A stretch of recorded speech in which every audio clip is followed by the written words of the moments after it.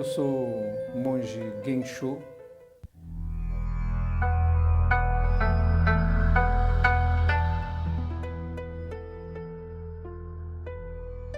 Monge da escola Soto Zen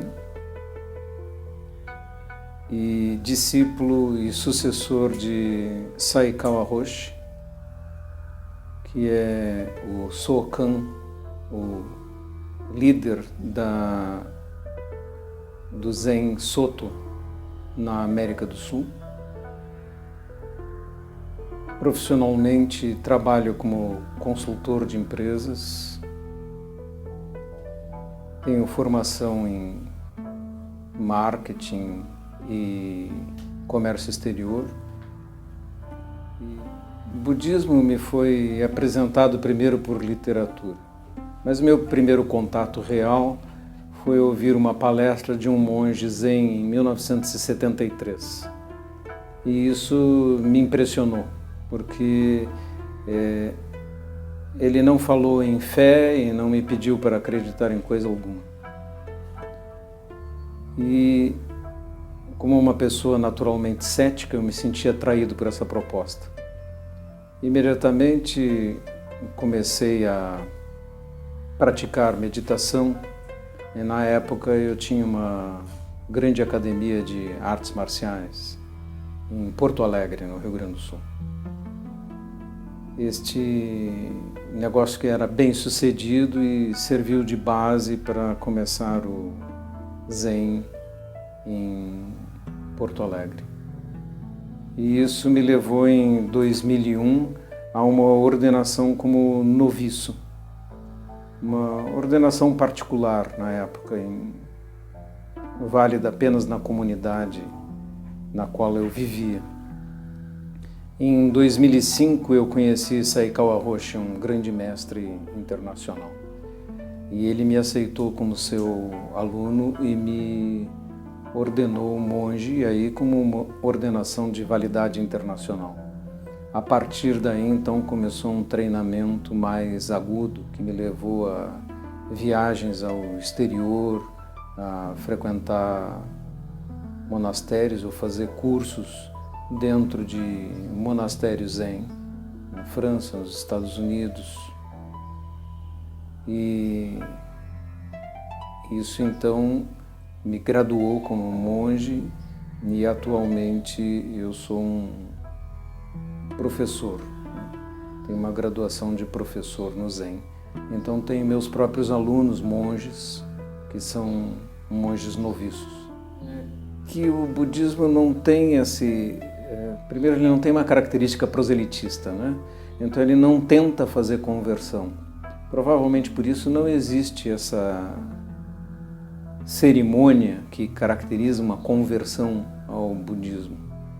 Muitas pessoas praticam o budismo até sendo pertencentes a outras denominações religiosas. Existe mesmo uma escola zen que tem alunos budistas que são padres católicos. E, embora, ao meu ver, exista uma contradição em termos doutrinários, de qualquer jeito isso mostra essa enorme abertura e flexibilidade do budismo. Nós temos que considerar que a própria palavra religião não é muito adequada para descrever o budismo, porque ela vem de uma raiz latina, ligar o homem com algo do qual ele está desconectado, religare. E o budismo não acha que o homem jamais esteve desconectado de um ser superior. Ele acha que os homens e todos os seres formam uma unidade e a desconexão que existe está apenas em nossa mente. Então não são necessárias cerimônias nem intermediários, mas apenas uma mudança de olhar. Como diríamos em grego, metanoia, mudar o seu olhar a respeito das coisas. É por isso a palavra Buda diz desperto, vem da raiz Bud, despertar. Buda é o que despertou. Então, nesse sentido, todos os homens que sonham sonhos de ilusões podem acordar. Então, todos podem ser Budas. Eu creio que mudou, né? A maneira de olhar o trabalho e a vida. Mas a atuação profissional, ela permaneceu muito semelhante à que era antes. Talvez alguns detalhes, a maneira de lidar com as pessoas foram influenciados.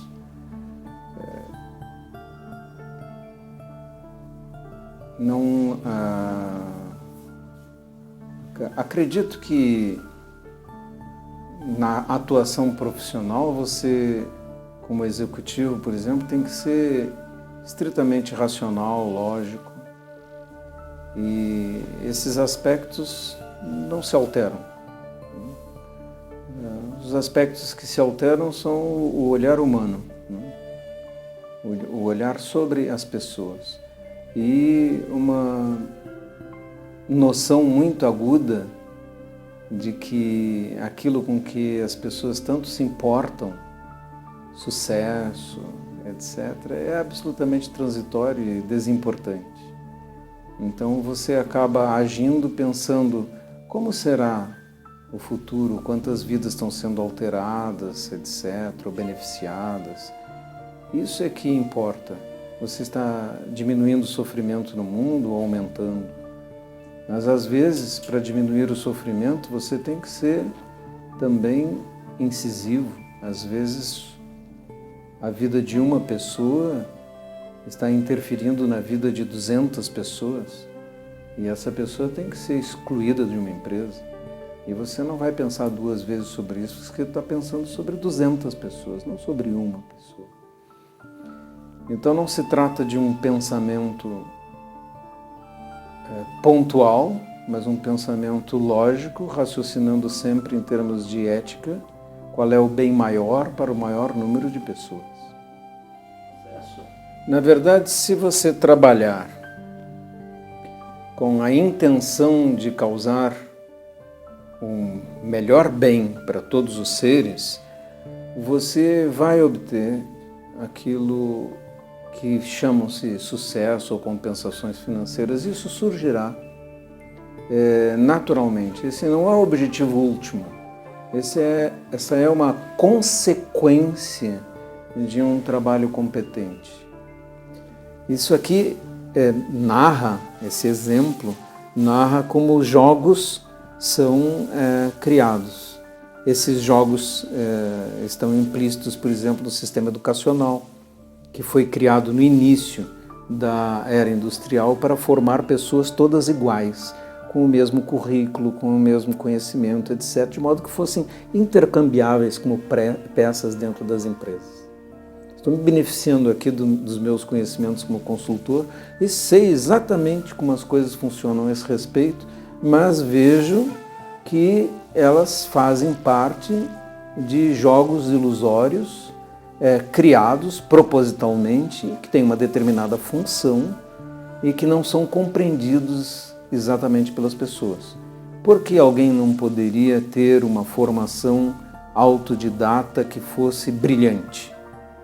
Poderia, e nós temos muitos exemplos. Nós temos um homem como Pasteur, por exemplo, que descobriu fermentação, microbiologia, etc. E não era médico. Einstein foi recusado na Universidade de Berna porque não tinha graduação em física. Modernamente, nós vimos homens muito bem-sucedidos como Steve Jobs ou Bill Gates, que abandonaram a formação clássica, mas ninguém pode dizer que eles eram indivíduos medíocres.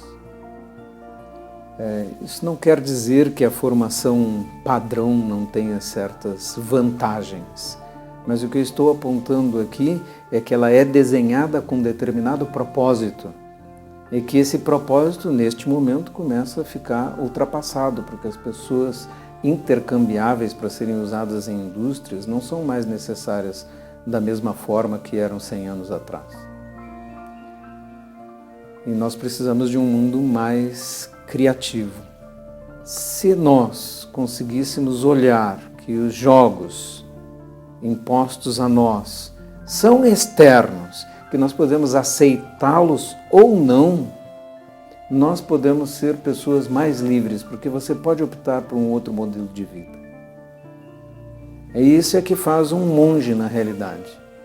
Quando eu me tornei monge, os meus colegas executivos olharam para essa notícia como uma loucura. Ele, na realidade, virou o fio, né?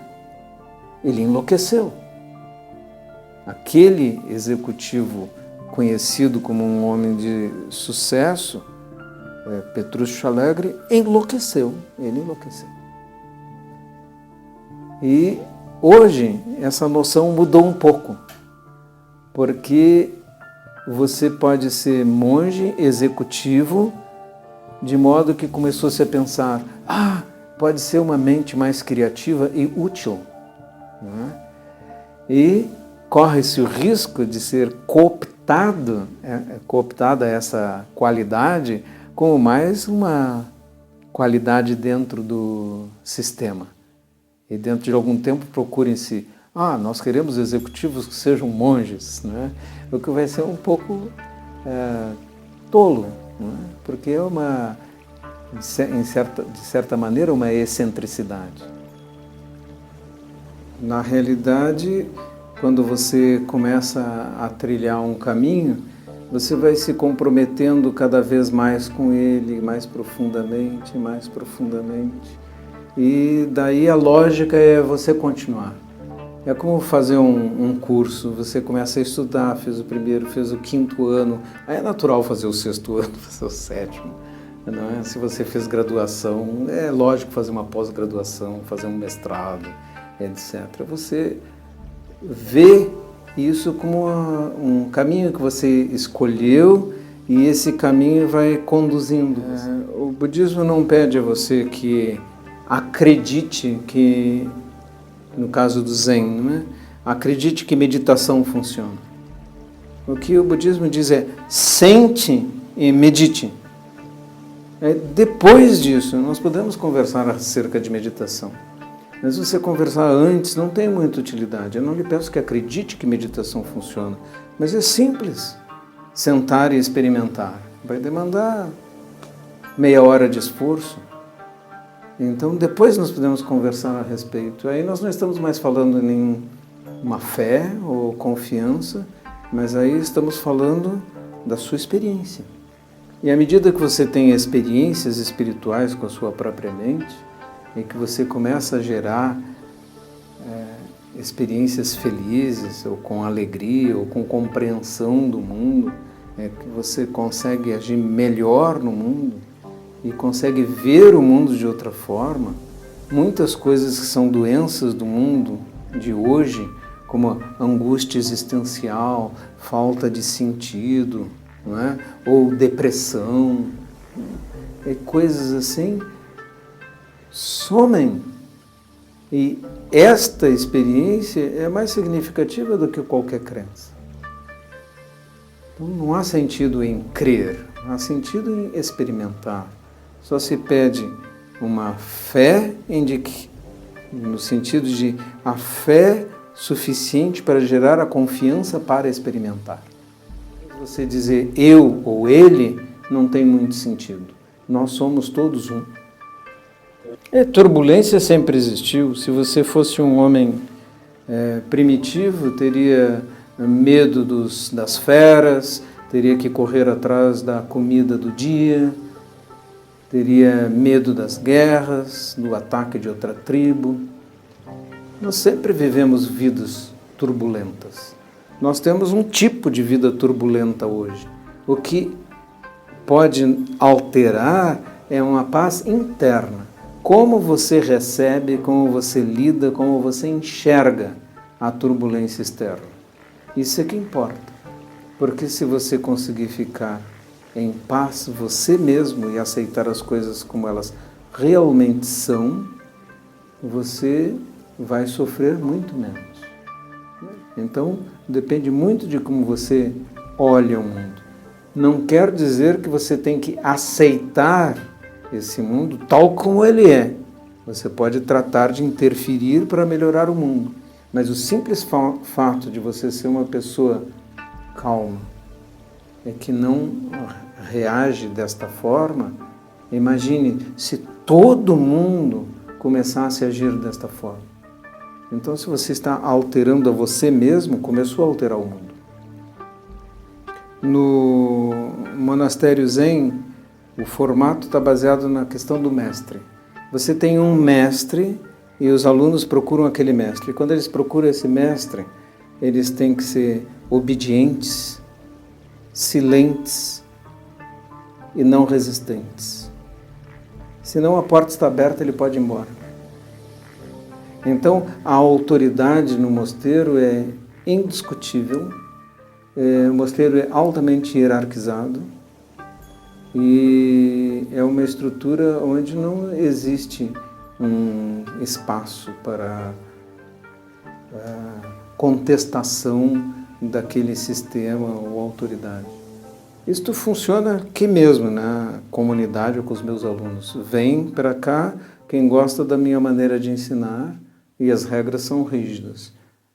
Não gosta, pode ir embora. Porque nós não fazemos questão de ter muitos alunos, isso não é o padrão no Zen. Coerência, equilíbrio, previsibilidade. Um bom professor do Zen é sempre o mesmo, não varia. Você sempre sabe como ele vai agir, responder, porque ele está centrado, não amanheceu de mau humor, né? Isso não existe, isso não existe. Eu vou dar um exemplo. Suponha que num mosteiro Zen você se sinta desconfortável com um colega, com outro monge. Aí você vai até o mestre e reclama, diz: eu não me sinto bem, ele é mal educado, ou me vira a cara, etc. Tal, não gosta de mim, me odeia. Né? Então o mestre coloca vocês a dormirem juntos no mesmo quarto, a sentarem juntos na sala de meditação, a comerem juntos, sempre. E se você perguntar, mas por que o senhor fez isso? Ele me odeia, eu odeio ele. É para que vocês sentem com seu desconforto, até que possam ser capazes de superá-lo, porque esse é o seu problema. Ele é seu mestre de paciência e tolerância. Na vida cotidiana, a gente, pensando, né, como eu faria numa empresa, né, não é bem assim. Né? Porque se ela odeia o outro, é porque ela vê o outro como separado, não como a ele mesmo.